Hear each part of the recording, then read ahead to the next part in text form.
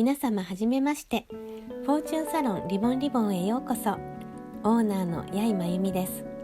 フォーチュンサロンリボンリボンでは、旧世紀学を通して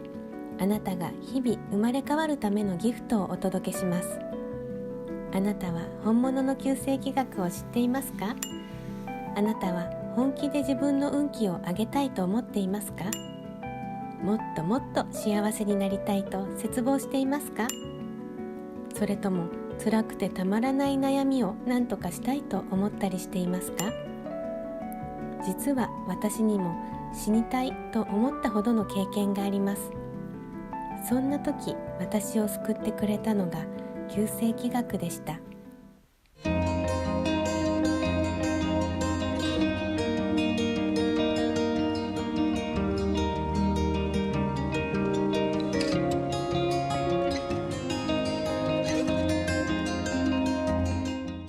改めまして、フォーチュンサロンリボンリボンのオーナー、八重真由美です。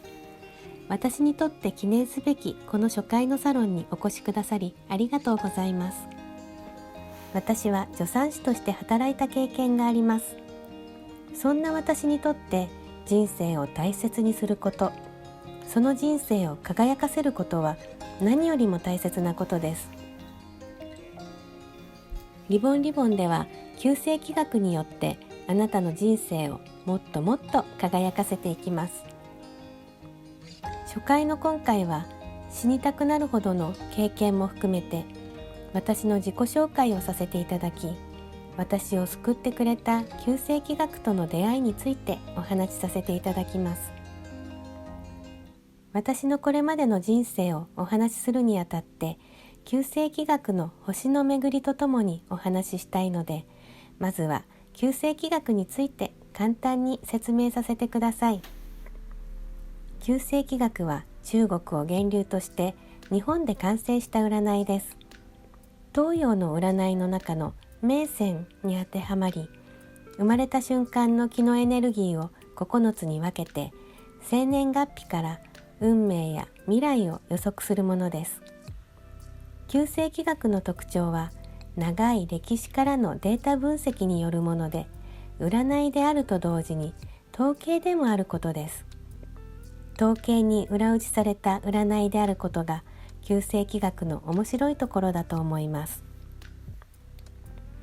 9つのエネルギーを簡単に説明しますね。優しく思慮深い一泊水星、堅実で計画的に物事を進めることのできる時刻土星、元気はつらつで愛されキャラの三匹木星、おしゃれでご縁に恵まれる白く木星、怖そうに見えて実は面倒見の良いリーダー気質の豪王土星、努力を怠らず仕事と縁の深い六白金星、楽しいことと金運に恵まれる七石金星、チャンスに強く変化を呼び込む八白土星、頭脳明晰でカリスマ性抜群の九紫火星。旧世紀学のエネルギーは以上の9つの星に分けられます。あなたがどの星に当てはまるのかは概要欄でご確認ください。また、リボンリボンの鑑定では、本命星、月命星、潜在意識、流れといった4つの星の持つ運気からあなたの性格や運勢を診断します。それぞれの意味するところはこれからのサロンでおいおいお話ししますので、楽しみにしていてくださいね。さて、私八重真由美は1965年3月生まれの58歳。旧世紀学での本命星はチャンスは絶対逃さない、そしてちょっとがめつい八白土星です。でも私の場合、月命星の一泊水星の方が表に出やすいようで、周りの方々からは優しい人、おっとりした人と言われることが多いです。八重真由美の八重ってどんな感じなんだろうと興味を持ってくださった方もいらっしゃるかもしれませんね。実はこの名前、本名ではありません。私は私の人生を明るくしてくれた旧世紀学をこよなく愛しておりまして、旧世紀学をお仕事にするときは自分の本命星と月命星にちなんだ名前にしたいと常々思っておりました。ここまでお話しするともうお気づきの方がいらっしゃいますね。やいのやは八白土星の8、いは一白水星の1にちなんで名付けました。自覚も考えて漢字はやいとしましたが、ちょっと読みにくいのでこのサロンではカタカナでやいまゆみと名乗らせていただきます。私が大好きな旧世紀学に出会ったのは2014年49歳の年でした。その年を振り返ると、八白土星は九死火星のお席にいて、頭が冴え渡って物事を見極める力に富んだ年でした。もともと貪欲でチャンスをものにしようという八白土星の特性と、九死火星の冴え渡った感覚がマッチして、旧世紀学というその後の私の生活を豊かに楽しくしてくれるものとの出会いを見逃さなかったのかもしれません。旧世紀学を知って一番良かったと思うことは、私自身の人生が楽しいものになるよう、生活や自分の感情を調整できるようになったことです。旧世紀学を知る少し前、仕事でつまずいたこともあって、もう50歳になろうとしている自分がどんな人間なのか分からず、自分自身に自信も持てず、戸惑いと苦しさを感じるようになっていました。そんな私を旧世紀学がどう救ってくれたのか、私の人生を幼少期からたどりながらお話ししますね。私は群馬県の田舎町といっても山間部ではなく、関東平野の広がる町で生まれました。幼少期や結婚後に数年群馬から離れて暮らしましたが、人生のほとんどを群馬で生活しています。高校3年生の時に10歳年上の夫と出会い、短大1年の18歳で結婚しました。夫と出会った年を旧世紀学で振り返ると、白く木星の席にいる年で、ご縁に恵まれる年でした。ただ、歳派でもあったので、夫とのお付き合いは順風満帆とはいかず、一度振られましたが、そこは八白土星、諦めの悪さを発揮して今に至っています。短大卒業後は OL として働き始めましたが、夫の転勤で大阪へ、そしてそれを機に専業主婦になりました。冒頭での私のご挨拶を覚えてくださっている方は、ここであれれと思うのではないでしょうか。助産師として働いていたんじゃないの？助産師の勉強はいつしたのってごもっともです。私が看護学校に入学したのは31歳の時でした。それまでに2人の子供に恵まれて忙しく暮らしていたのですが、ある時からこの子たちが育ち上がった時に私はこの家に一人でいることになるんだと考えるようになり、そんな未来を想像すると寂しさで胸が押しつぶされそうになりました。私も何か資格を取って世の中に出なければと考え、世の中に出て働くための資格として選んだのが看護師でした。30歳を過ぎてからの受験でしたから、看護学校に入学するために必死で勉強しました。受験勉強をしていた30歳の年は八白土星のホームポジションに戻った年で、チャンスと変化をつかむ年でした。翌年になんとか看護学校に入学することができ、看護学校の先には助産師という資格取得の可能性があることも知り、女性としてのあらゆることをシェアしてケアしたいという気持ちから助産師の資格も取りました。助産師としてお母さんと赤ちゃんをお世話させていただく日々はとても充実したものでしたが、11年目に仕事で大きくつまずきます。職場で管理職を任されることになりました。その時年齢は46歳になっていましたが、職場での経験年数からすると異例の人事でした。お話をいただいた時、かなり悩みましたが、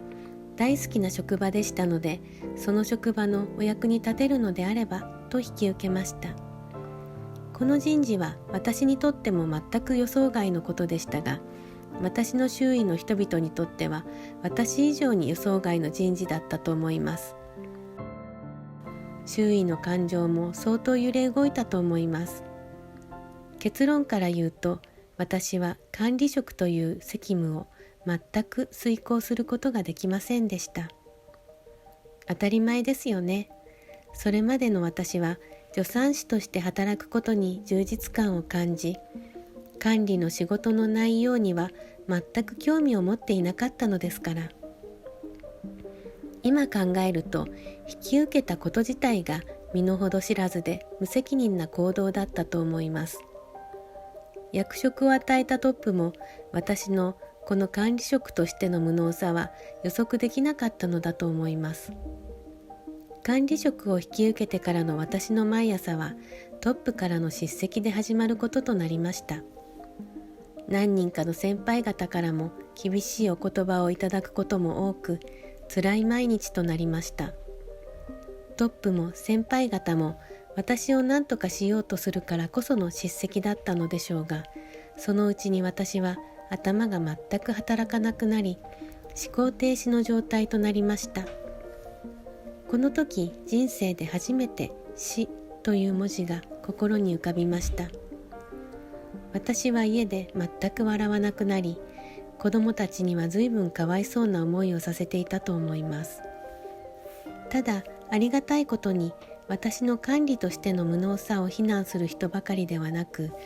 そんな時でも私を支えてくださる方々がいらっしゃいました。その方々と家族のおかげで今こうして暮らしていられると言っても過言ではありません。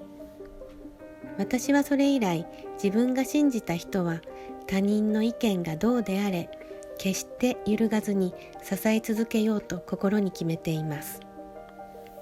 旧世紀学と出会ってからこの46歳の年のことをよく考えます。この年、八白土星は六白金星の席にいて、仕事と縁の深い年でした。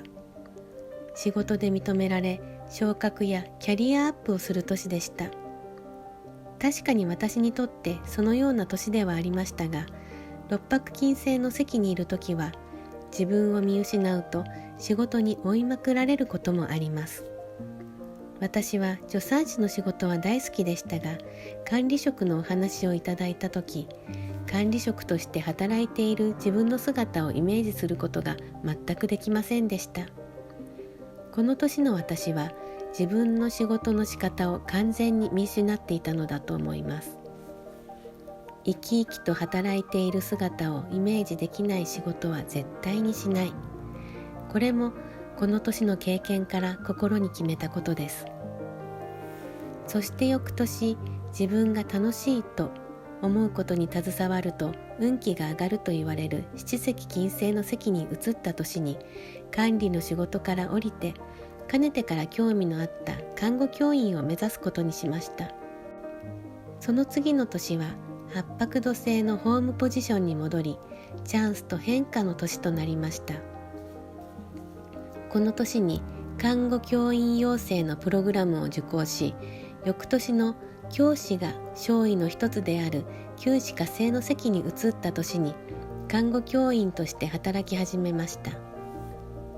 46歳でのつまずきから自分に自信が持てず、暗淡たる気持ちで過ごしていましたが、旧世紀学を知ったことで自分の身に起こったことを整理することができました。つまずきの原因のすべてが自分の能力によるものではなく、星の巡りで起こったことだったのではないかと思えるようになったのです。一方で、もしこの時旧世紀学を知っていたら、管理職は引き受けなかったのではないか、またはもし引き受けたとしても、もっと現実的に向き合って自分の能力を自覚し、計画的に努力し取り組んだのではないかと気づきました。このことに気づいてから、星の巡りを仕事や生活の調整に活用するようになりました。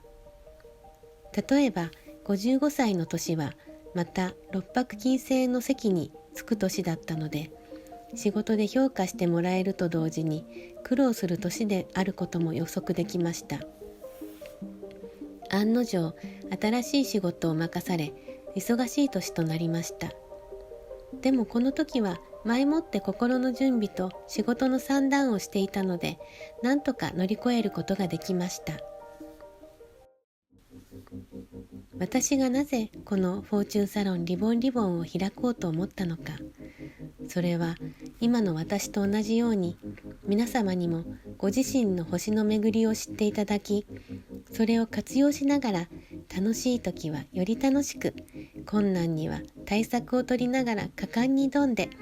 チャンスを捉えながら運気を上げ、どんどん幸せになっていただきたいと思ったからです。そのためにフォーチュンサロンリボンでは9つの星が示す性格診断、相性診断、年と月の運気、そして吉報祈りについてお伝えしていきます。お伝えする一つ一つが私から皆様にお送りするギフトです。皆様が日々生まれ変わり、皆様の人生がより豊かに楽しくなるよう、大切にリボンをかけてお届けさせていただきます。記念すべき初回のフォーチュンサロンリボンはいかがでしたでしょうか。次回は九星気学における性格診断について分かりやすくお話しさせていただきます。お見逃しのないようチャンネル登録もお忘れなく。また感想やご意見ご質問も大歓迎です。お送りくださったコメントにはできるだけ丁寧にお答えしたいと思っておりますので、メッセージやメールでご遠慮なくお寄せください。またこのサロンでお会いしましょう。